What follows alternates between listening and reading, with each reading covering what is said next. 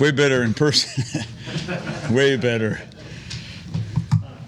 Diggs getting some punt return opportunities, and you went through several guys in that game. Just talk about moving Diggs back there and just how you're working through that.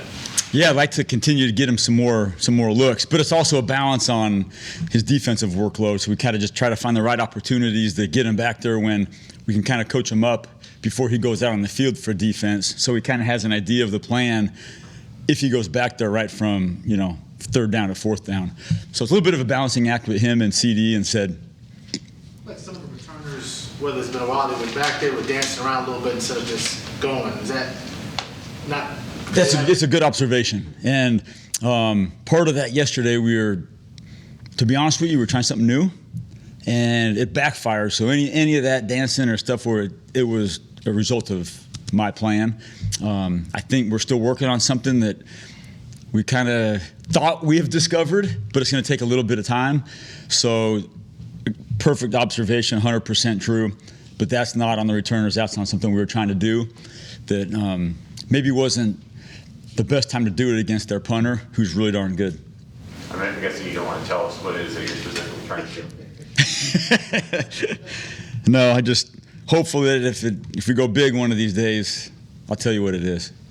Or else you'll probably find out, but it's nothing fancy or anything. It's just clearly there hasn't been any punt return for touchdowns in the NFL until Chicago did it last night.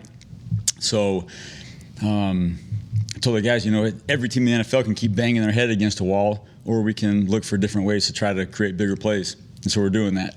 Why do you think that is, that drought across the league? I think it's because of probably two things. Special teams, when it gets later into the season, there's injuries. There's a huge trickle-down effect that affects special teams. And with the amount of COVIDs that are popping up across the league, it's a huge trickle-down effect to special teams because now the backups become starters, but then you're getting guys off practice squad to become immediate players on special teams. And I think it's harder to get 10 guys that can block really good than 10 guys that can cover really good. To be able to sustain blocks and figure out leverage and not commit penalties is hard to do. And that's why I think there's been a little bit of a drought on punt return scoring. I think Zeke said you told the team, or you said in some context, like, we're just going to get 4 takeaways every week now, or that's the goal. What was the context in which you said that, and how excited were you to see that it happened again? Yeah, it was awesome. In New Orleans, when Coach was virtual, he had me just put together a tape on Thursday morning of the New Orleans game and just show some takeaways of ourselves and our opponent. So I put it together, and we just said, our goal is going to be, when we talk about complementary football, it's get 4 takeaways and to score 24 points off those takeaways. And in New Orleans, the defense did a great job of doing that. And then so to follow it up with another 4 takeaway game is just a great formula for victory, I think, for anybody. But to be able to pull it off back-to-back weeks, I think it's probably the reason why we won. If you could pinpoint to anything, it's getting the ball taken away and then the offense producing points off of it. Probably nothing newsworthy there. It's just a matter of doing it and emphasizing it and the guys practicing it. Well, they were listening when you said it because I remembered. Yeah, it's good. They should be listening. we just don't throw stuff against the wall. This is check it out, guys. This is it. Let's do this. Come on. It's easy for me to say and slow-mo it, but have the intent to do it. It'll work. You got your Week 1 special teams captain back on the field yesterday, Darian Thompson. Yeah. You kept him busy as a core guy. What did it mean to have him back, and just in general his values to you? Yeah, it meant a lot. I mean, he's just kind of like the quarterback of the special teams, really. He plays our personal protector, which is the quarterback of the punt team. On the opposite side, on punt return, he's the position that's kind of the quarterback of the punt return team. So to have a veteran guy who's very vocal and very locked in. I mean, he's just in the front row of the special teams meeting every day. He's got his notepad out. You can just tell guys that are just totally trained and locked in, and he's one of those guys. And we had quite a few guys that took his spot over the past couple months. Noah Brown, Malik Turner. A lot of guys had to fill those positions, and the timing worked out pretty good because right when we lose Noah, now we get DT coming back, and those two guys are playing the same spot. So to have him back at that time, we needed him, and he's really valuable for us. Did you guys dodge a bullet on the running into the punter kicker situation? What's the fine line between running and roughing? And yeah, I think Washington dodged a bullet because we were inches from getting it. But from my understanding, if you hit the kicking leg, it's running into. If you hit the plant leg, it's roughing. So it was close, man. It was close. Damn. What determines for you when's the right time to call a fake, either out of punt or field goal formation? A fake, you said? Yeah, that's a good question. There's a couple variables. One is, if you think you have a really good look by an opponent, there's a lot of times that people don't know that we do call fakes, and we have the ability to kill fakes. So you take the field with a call, hey, this fake is on, but you don't get the right look. We have, vocal or hand gestures that might kill it, which turns it into a punt, and everybody says, oh, you punted it, but actually there was a fake called. Or it could be, unfortunately, sometimes out of desperation.